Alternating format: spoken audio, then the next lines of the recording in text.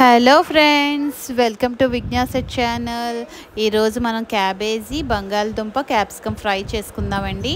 దీనికి నేను పావు కేజీ క్యాబేజీ, 2 బంగాళదుంపలు తీసుకున్నాను, చక్కగా చాప్ చేసి పెట్టాను.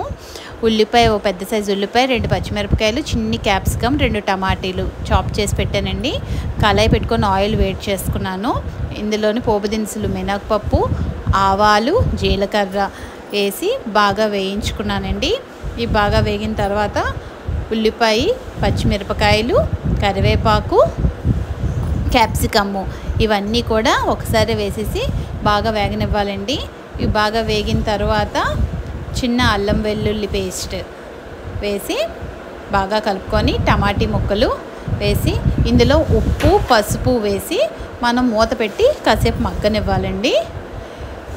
ఒక 2 to 3 మినిట్స్ టమాటీ బాగా మగ్గి ఆయిల్ బయటికి తేలుతున్నప్పుడు మనం ఈ క్యాప్సికము, బంగాళదుంప కట్ చేసి పెట్టుకున్నాం కదండి, అవి కూడా ఇందులో వేసేద్దాం. ఇవన్నీ బాగా వేసేసి బాగా కలుపుకోవాలండి. ఉప్పు దీనికి సరిపడినంత ముందే వేసాం కదండి. కొంచెం వాటర్ వేసి 20 to 25 మినిట్స్ అండి మధ్య మధ్యలో కలుపుకుంటూ చూసుకుంటూ 20 to 25 మినిట్స్ మగ్గనివ్వాలంటే క్యాబేజీ, బంగాళదుంప కూడా ఆ వాటర్లోనే మగ్గిపోవాలన్నమాట.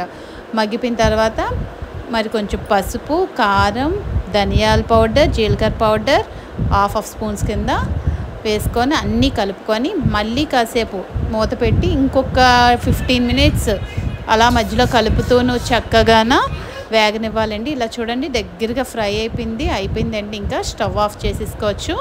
చాలా బాగా అయిందండి కూర. మీకు కూడా నచ్చింది అనుకుంటున్నాను. నచ్చితే లైక్ చేసి, షేర్ చేసి, సబ్స్క్రైబ్ చేయండి. కొంచెం కామెంట్ బాక్స్లో మీ కామెంట్ కూడా చెప్పండి, మర్చిపోకండి. థ్యాంక్ యూ అండి. Thank you for the watching. Bye bye అండి.